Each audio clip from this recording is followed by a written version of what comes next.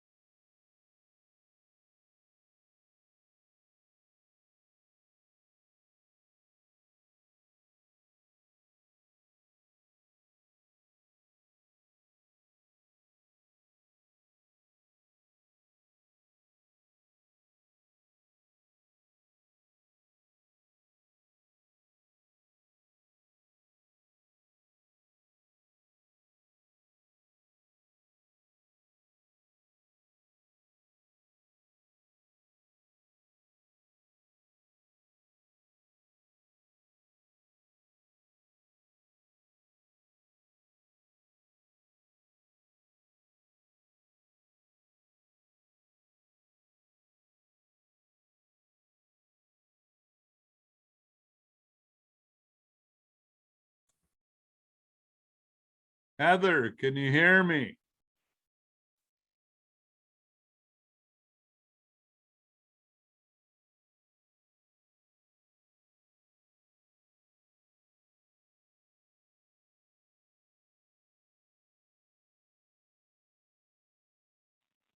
Yes.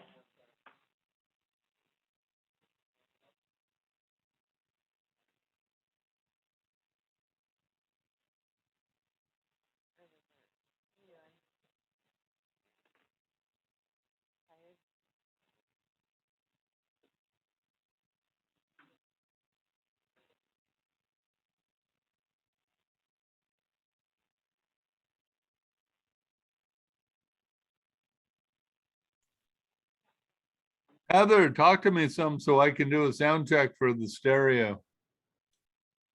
Yes, I acknowledged what you said earlier. I don't know if you can hear. Can you hear? Can you hear us?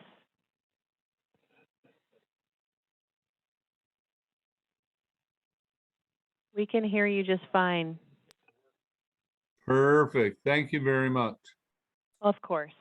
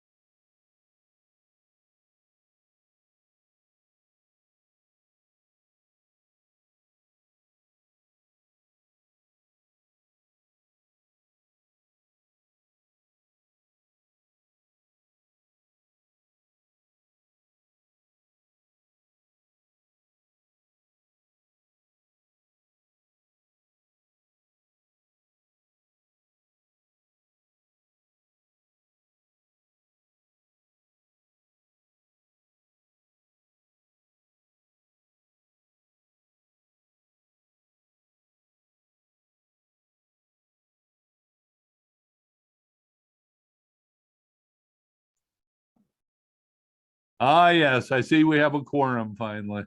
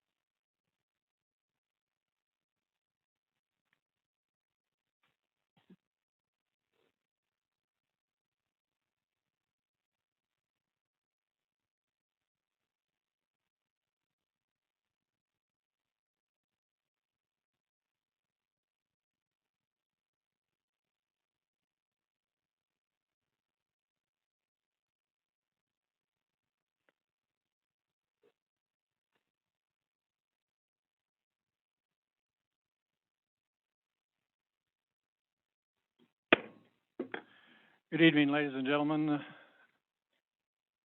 like to welcome everybody to the Redistricting Advisory Committee meeting for Wednesday, November 1st.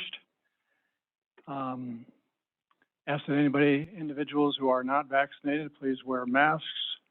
Feel free to wear a mask under any circumstance. We also wish to welcome those that are on Zoom. The clerk is reminded to keep an eye on that, to let people pop in when they can. Got a call last time. Have the clerk call the order. Thank you, Chairman Sweet. Here. Mr. Garibaldi, Here. Mr. Jorgensen, Ms. Fisher, Ms. Araka, present, Mr. Inyart, Vice Chairman Anderson, Ms. Thompson, Mr. Byrne, Hello. Mr. Baracco, Here. Ms. Houghton, Here. Mr. Dowell, Here, Mr. Patton, Here. Ms. Heisenbuttle. Here. We have a quorum. Thank you very much. Would you all please join me in the pledge? no. Finally, I get to see. I finally get to see what Andy. No handovers, huh?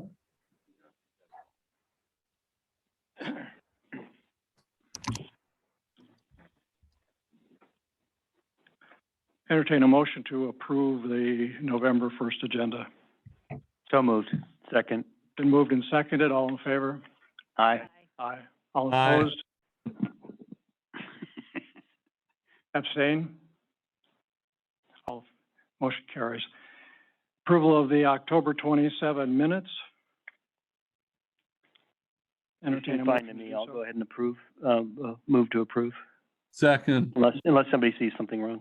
Been moved and seconded to approve the October 27 minutes. All in favor? Aye. Aye. Opposed? Motion carries. Public matters not on the agenda. Is there anyone in the audience or on Zoom that wishes to address this commission? please limit your remarks to items that are not on our agenda. You have 5 minutes or generally whatever it takes for you to do your presentation. Thanks. Thank you. Please introduce yourself. I'm Ann Kellartinian. I am the mayor of Amador City. And I sent an email to the committee last week and then again today. But I'm speaking on behalf of the Amador City Council. And we are recommending that the result of the redistricting process should include Amador City in District 4 or in the same area as Sutter Creek. And so this is notwithstanding the respect that we have for the people in District 2 and its supervisor, but we feel that Amador City's interests are more aligned with those of Sutter Creek. We share a sewer system, a fire department, our main streets, Old Highway 49, are virtually contiguous. Culturally, Amador City and Sutter Creek offer similar options, differing mostly in scale, such as dining, wine tasting, art, music, historic aesthetic, and community-based events. In addition, we understand that District 2 has experienced a significant population increase since the last census and may be looking to reduce the number of residents within District 2. So in any case, that is the request of the City Council of Amador City, and we ask that you respectfully that you consider that. Thank you. Thank you, Madam Mayor. You said you sent notifications to this committee in the last several weeks. Who did you send those to? So last week I used the individual, there's like an email link on the redistricting page. So I sent that to the chair, co-chair, the representatives from District 2 and District 4. And today I noticed a link that said to the whole committee. So I sent it again today. Okay, because I just checked my emails and I have not received an email from you. The clerk looked quizzically at me. I do not believe she's received one either. So is there any way you could? I have a copy. Would you please give those that to the clerk? I'd say I received one. Pardon? I received a copy through email. I'm gonna Mr. look Chair, where it came from. I did not. I didn't either. So, If you did receive one, Andy, she's just given it to the clerk. It'd make it easier for the rest of us if you could forward that to the rest of us. Andy? Yeah, and it came through the county website. So, Well, I get the county website. yeah, no, I'm just saying that's where it came to. Oh, That's the where I county received website it. or the redistricting website? It said email contact from Amador County is what, and so it's the Amador County website is what I received it from. Chairman Sweet and committee Yes. members, it looks as if we have enough copies to go around from what was sent, so I'm distributing that now to you. Perfect. Chairman Sweet, this is Tom Patton, District 5, and I do recall a conversation about this from a caller, a Zoom caller on one of our previous meetings. I don't know. I'm assuming it was sent, it's just, not all of us got it, and we want to be transparent, so I want to make sure that this is put up, Heather, make sure this gets on the redistricting website, please. I'll do that. Thank you. Okay, some of you, all of you should have gotten an email from me earlier in the day indicating this meeting would be a little shorter than normal, considerably shorter. I arrived at the county offices today to work on a map and was informed by county staff that there has been, that the committee had been functioning under some misinformation and which when I applied the results of that information to my mapping made a dramatic difference in what I was able to do. So I noticed that county council is here tonight. I think, Mr. Gillette, could you kind of explain what it was that I found out earlier this afternoon? Sure. And I mean, I've seen Mr. Eiley's first PowerPoint that he shared with you, and so I think I know where it came from, but it does have that language that no individual district can deviate more than 5% from the mean. I don't think that's the law.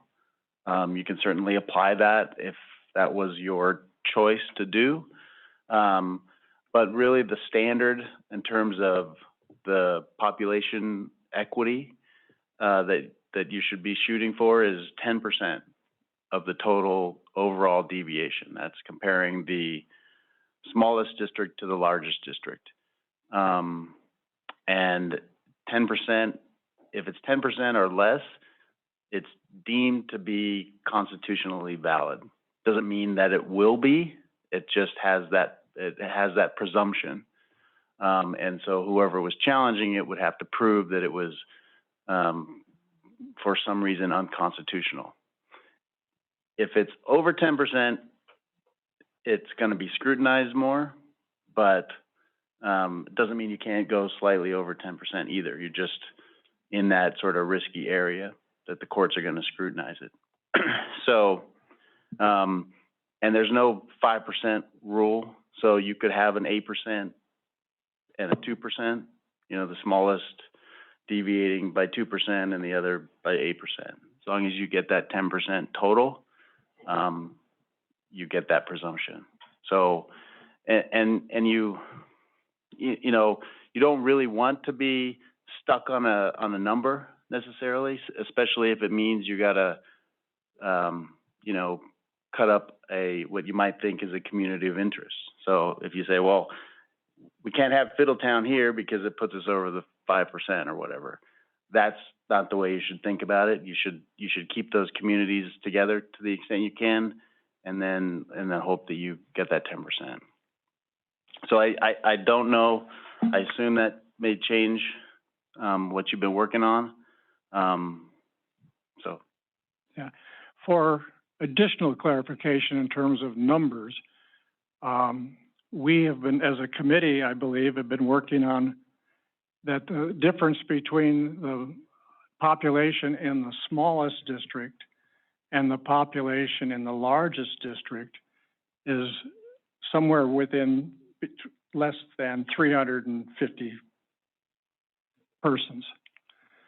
This new information clarification suggests that since the district split equally is about 7,300, that number now is 730 rather than 350 so much.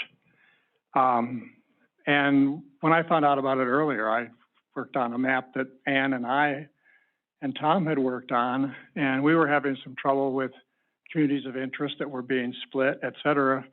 And with that differentiation, I was able in 5 minutes to make a substantially cleaner map than we had before. So my first reaction, along with the reaction of another member of the commission who happened to be there, was that the maps that we've been working on are certainly fall within that. I mean, they're credible maps, and the numbers work fine. I mean, they're less than 10%.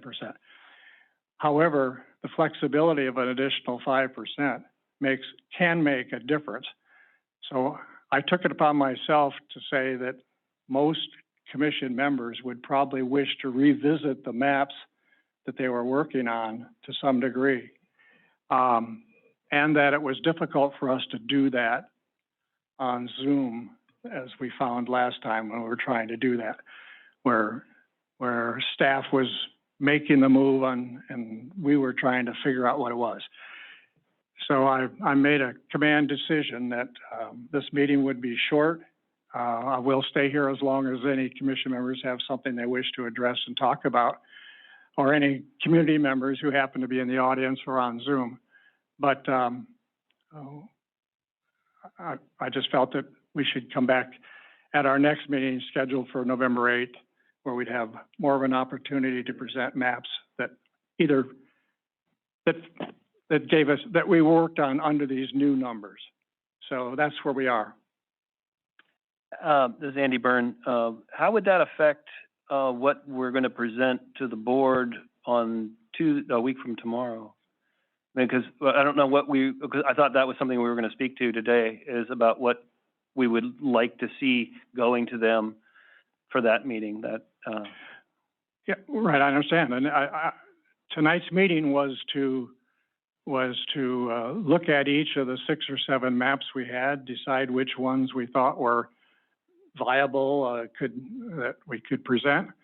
I'm just suggesting that those maps might be changed by the commission members, the map makers, and that the maps we would look at tonight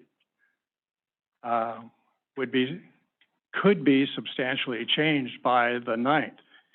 So the question is, what would we have to present on the 8th? Maybe nothing, or unless some commission members wish to add their map to the presentation and make a presentation on the 9th. But it would not have come through this commission by that time.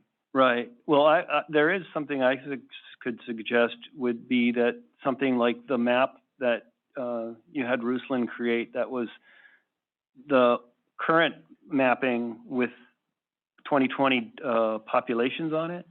Well, absolutely. Yeah, I mean, I'm saying, and like even my map that I did, that was it wasn't really a map. I mean, it was the ideas of problem areas in the county, and I guess you were calling it the cores.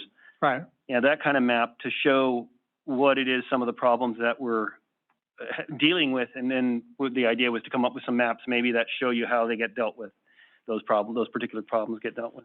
Absolutely. I've been working on my presentation for that night, which was an introduction of the issues that we've faced over the last 5 or 6 months, and that those kinds of things would be used, probably should be used in that presentation. Cool.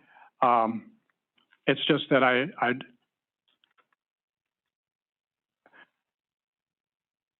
let me ask County Council.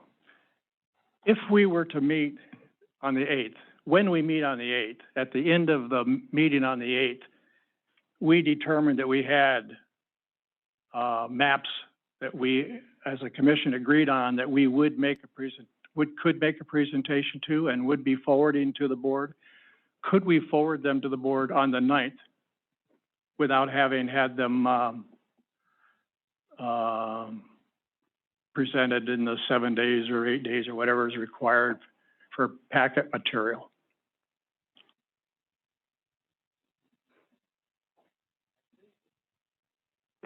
My understanding is the 7 days applies for, let me look at the statute.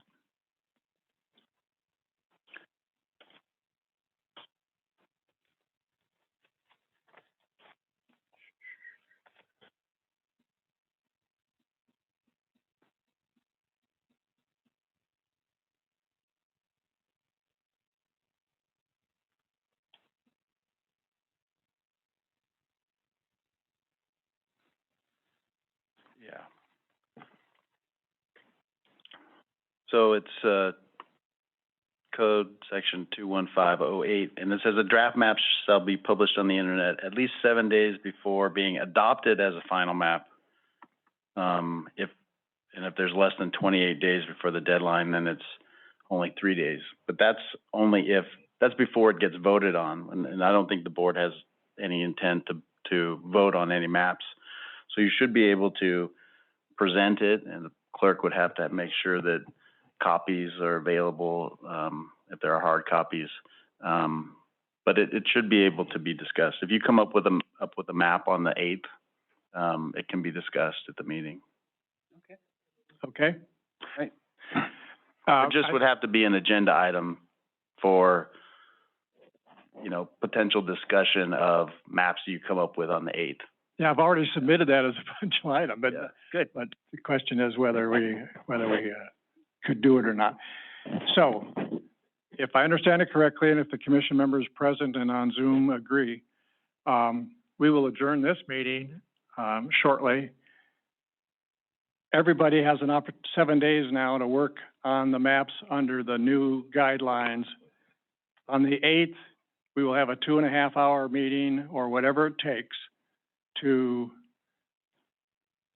finalize as best we can maps that we would make a presentation to the board with on the 9th. Which doesn't mean that we couldn't also make at the next public, they have to have 3. If we had a map that came up by either commission member or public between the 9th and the next meeting, which is what, Heather? Public hearing meeting. November 9th and then the 23rd. Okay, So between the 2 9th weeks. and the 23rd, that we couldn't bring to the board's attention, another variation, et cetera, et cetera. Does that sound correct, Mr. Council? Yes. And that sounds agreeable to the commission members present and on Zoom? Hearing no objections, Yes. that's the way we'll work it. We'll step forward. So Move Chairman forward. Sweet, we have a couple of comments via Zoom. Absolutely. What? The go ahead. first hand that was raised was Mr. Reinald. Please go ahead when ready. And then Ms. Evett will take you afterwards. Good evening. Thank you for this opportunity to speak. I'm finding this change to 10% allowable somewhat disturbing. It sounds somewhat like it could have been a political decision, which is contrary to the current law about redistricting in California. But also that what I find also disturbing is that 5% is considered statistically significant. So anything above 5% really goes off the charts for it being equal representation for each and every voter to their supervisor and being equally represented at board meetings. So that's my comment, is that I think that this change to 10% is not in compliance with the law and standards that we currently are operating under. Thank you very much. Yeah, thank you, Gary. Just as an aside, my first reaction was, well, let's take a look and go back at what the actual California law regarding this says, and we made we reread and reread and reread, and there's no reference at all in that AB 1479 or whatever it was that refers to that. Then we began looking at other counties in California and other counties in other states, and every one of them was operating under the 10% guideline. So this isn't unusual. This is appears to be more standard than we were working under. So it was clear to me that this is what we should be following, and obviously County Council has suggested that's what we should be doing as well. Who's next? We have Ms. Evett. Please go ahead when ready. Thank you. This is Catherine Evett, Volcano resident. I do find this change at this late juncture to be somewhat disturbing. And I think it would be very helpful to the public if on the redistricting webpage, the county council could actually list the statutory citation that justifies this interpretation. And especially after all the work people have put into trying to make maps, to be told, oh no, you really don't have to do it that way. This late is a concern to me, but I'm mainly interested in knowing the legal basis for the county council's interpretation and making sure that that is made available to all the members and made available to the public. Thank you.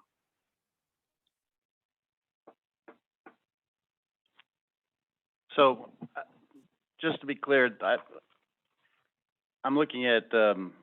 Eiley's PowerPoint from January 26, 2021, which is probably one of the first things that you were presented. And the bullet says the 5 supervisorial districts must be reshaped to the districts. Oh, this is cut off, but it has the 10% in here, but it also, I think, incorrectly says that each one can not deviate more than 5% from the mean. I don't think that sort of subset of the standard exists. There's no statute. This is all case law, U.S. Supreme Court, federal case law. It's different. So they apply a different standard to, it's not redistricting, it's apportionment. That's a much stricter standard for states and local entities. They've sort of settled on this 10%. I'll give her a case site. It's Gaffney versus Cummings, 1973, 412 U.S. 735. It's the standard. It's very clearly the standard, unless there's an ordinance or you're a charter county and you set it at a lower rate. You could set it at a lower rate. The board could say it's 5%. But in terms of the constitutional analysis, it's 10%. So there's plenty of case law. If, I don't have any problem putting the site on giving the site to the staff, but that's what it is. Okay, well, the chair would like you to follow up on that, if you could, and put that on our website. Sure.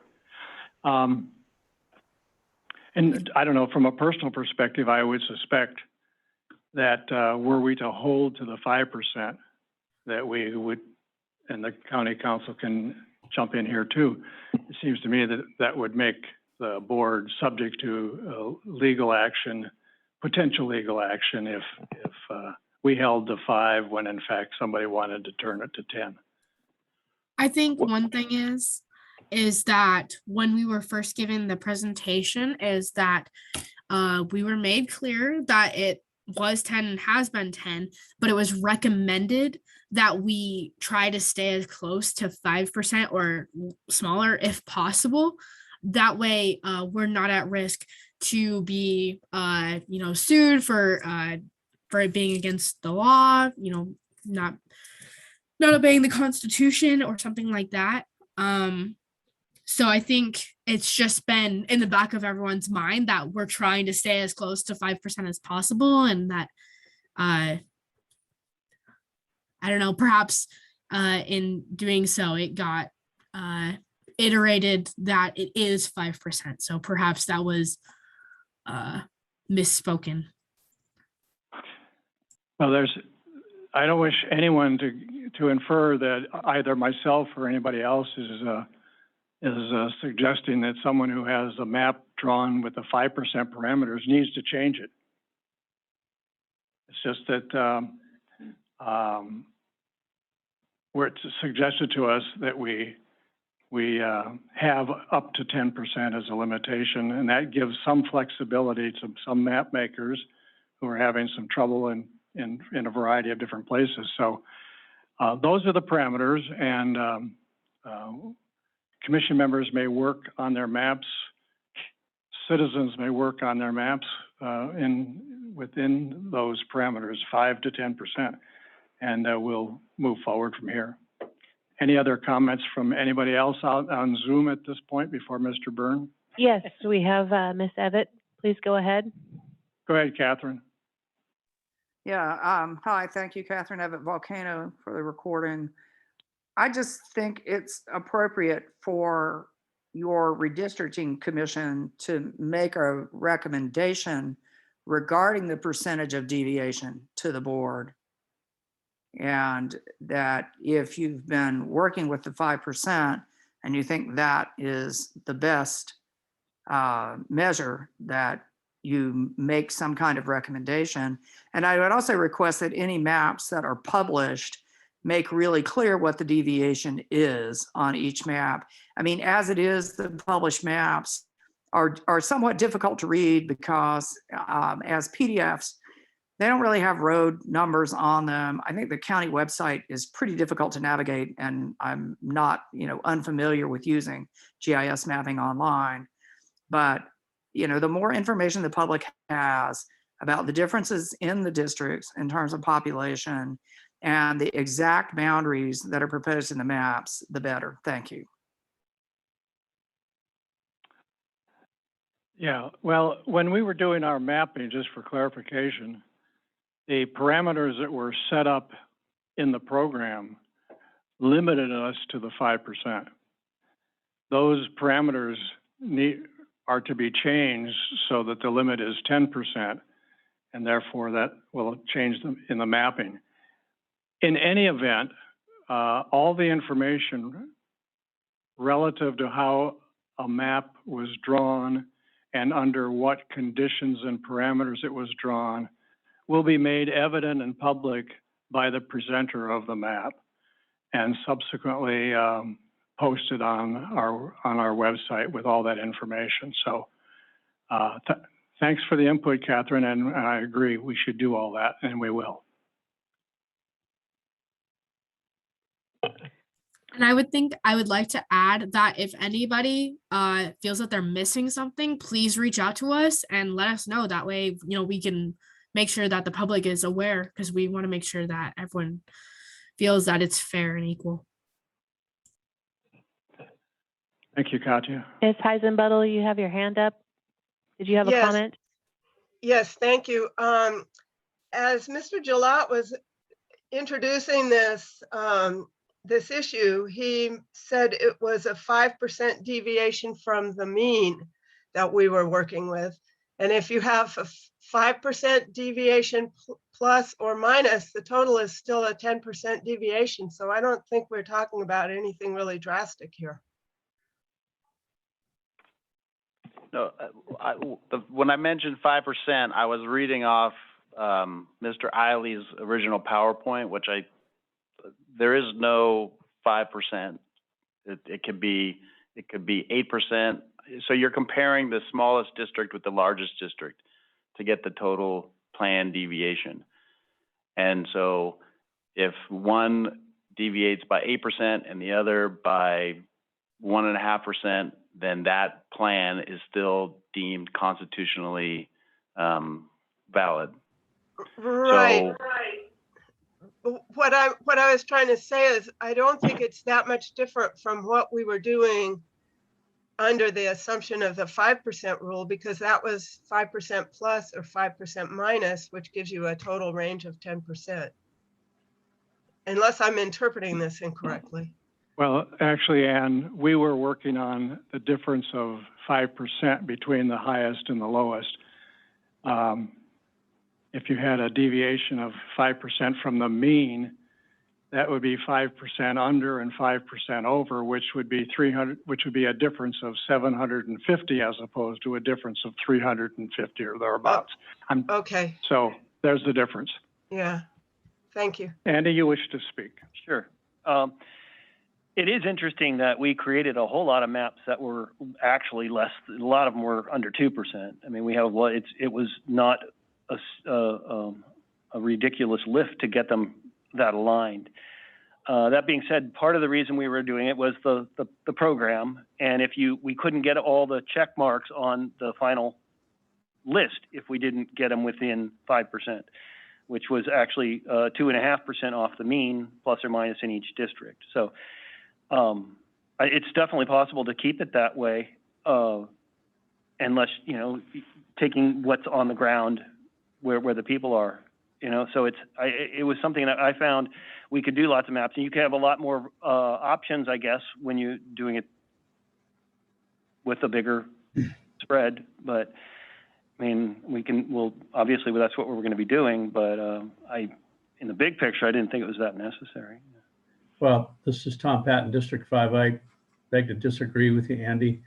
I think because of the problems that we had that arose around Ione, and certainly the Pine Grove and Fiddletown, and maybe the Sutter Creek, Amador City issue, I think we're going to do a much better job having a 10% deviation. And I agree with Ann's analysis. I think the reason we were confused with 5% was that we were thinking it was a 5% total deviation and not 5 over and 5 under, which I believe to be the intention of the law. There's my voice of reason for the night. Keith. Thank you, Tom. Keith.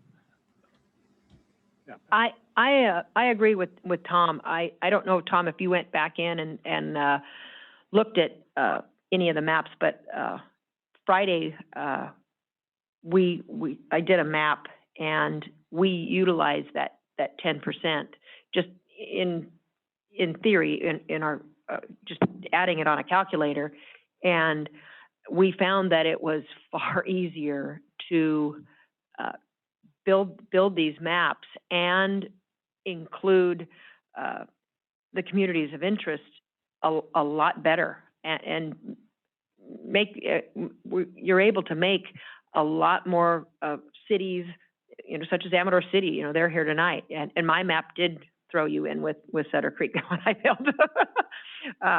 But it made it a heck of a lot easier using that as a parameter, and I came up with a fairly decent map myself. So, and I believe Bob came in today and worked off of that map as well, and massaged it a little bit more too. So, I think this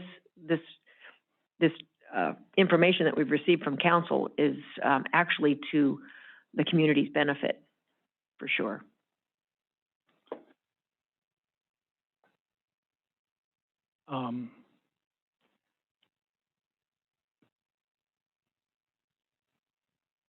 The commission is an advisory commission, and we were appointed and given a kind of marching orders to begin with, with the parameters of what we could work with.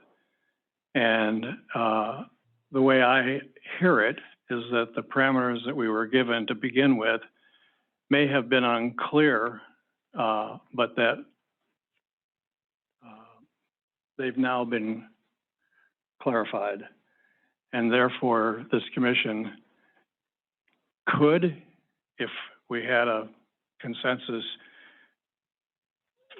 amongst ourselves, say, well, that's fine, but we're still going to stick with the 5%.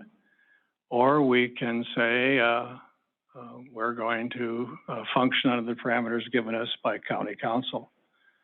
I think that's the point where we are at the moment. I'm not hearing that there's a consensus. I'm not seeing hands or faces or whatever, that there's a consensus that we should stick totally and with the 5% of what we've got and come back to the board and say, this is what we're going to do, work with it.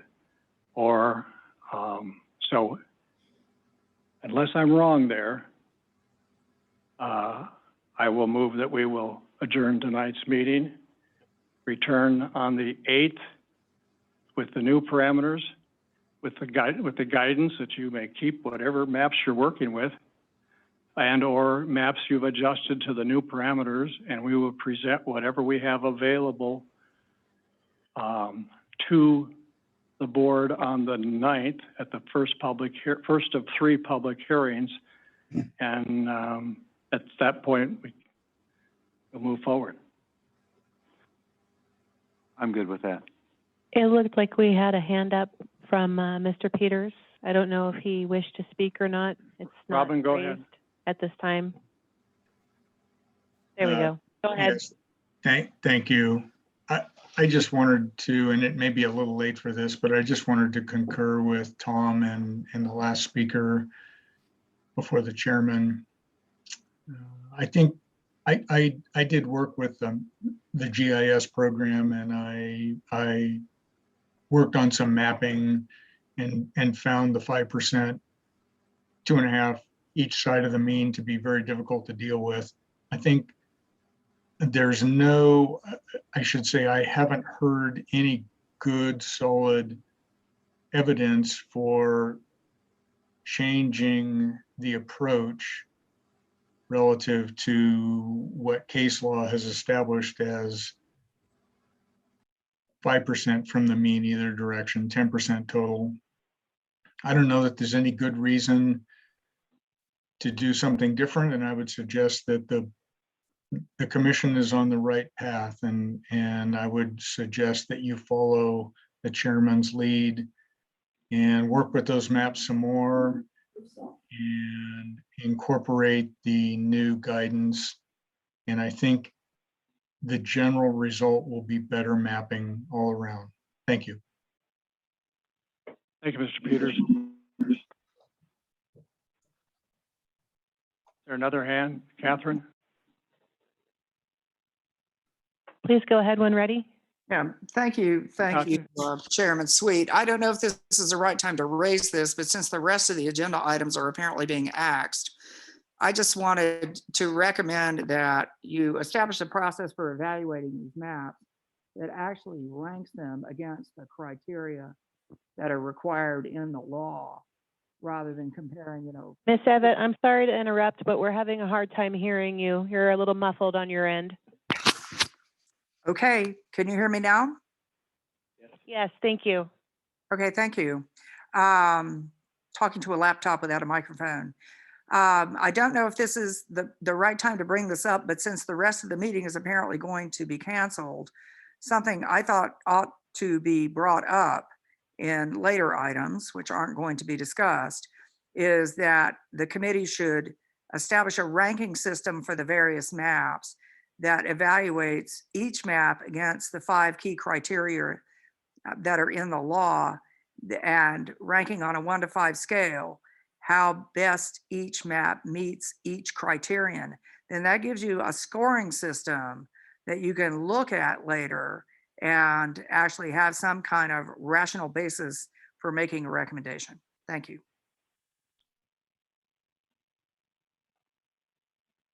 Thank you, Catherine. A good point. And I think Andy was probably going to do that anyway.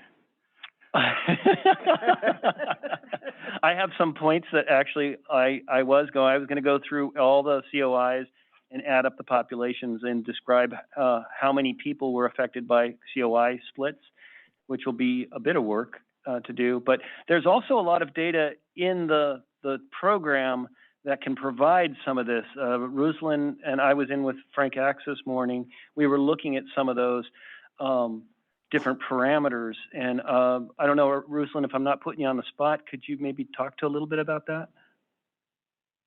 Are you referring to the population summary reports that we generated to show the deviation? Right. Okay. Yeah, that was that was one of them, but each of those criteria that had a check mark, the final checklist that we were going through had some data in it that we could possibly use to create that judging, or that, not judging, but a ranking, putting numbers on it. And I had a conversation with Don Dowell also about this, that he was looking to create some numbers that we could use to rank these in a quantifiable way.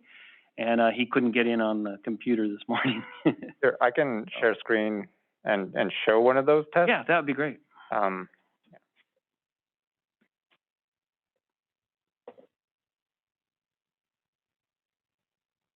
So I just opened up a random plan that we've had.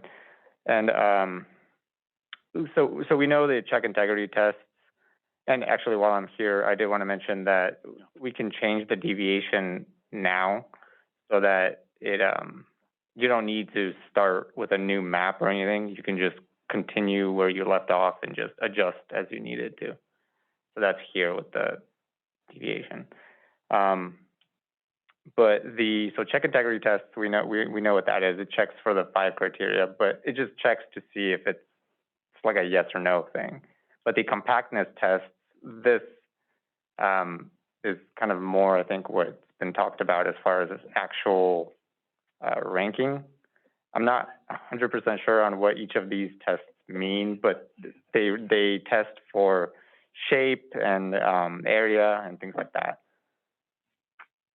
Yeah, that was one of them. We didn't get into any others, but that one is kind of, it basically tells you, like some of the numbers tell you how round the district is or how compared, because one of the criteria is compactness, meaning that they're not necessarily long and stringy, or the ratio between, Frank actually got all this stuff. It was a little beyond me. It's complex geometry, basically, giving ratios between shapes in essence. And that being one of the criterias. and I don't know if there's data in the other ones that we could maybe suss out to utilize that also.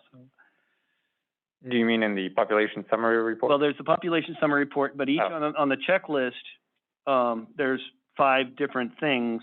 So, and so that's, I mean, so are there any other places that we can get data off that checklist, in the details? These reports. With those reports, okay, right, there you go. So you knew that there was a bunch of reports available in those. So. And I'm not sure how we can muscle those together to actually get something that we can put in a readable way that's, you know, basically like, you know, a 1 to 5 ranking, like Catherine was suggesting. But I do think that would be very helpful.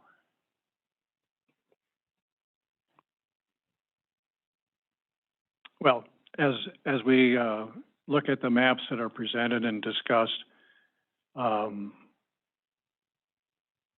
take those things that you just commented on, or Rusin pointed out, take the 5 parameters that were guidelines for us, and if nothing else, we can take each parameter at a time. We can have each of the committee members rank it from 1 to 5 and tally it up and do it that way if it seems necessary. And we can, which is kind of exactly what I think what Catherine was talking about. Point well taken, and we will certainly do that and consider that in our working process next week. Again, I see no hands on Zoom. I see no hands at the dais. So without objection, this meeting is adjourned.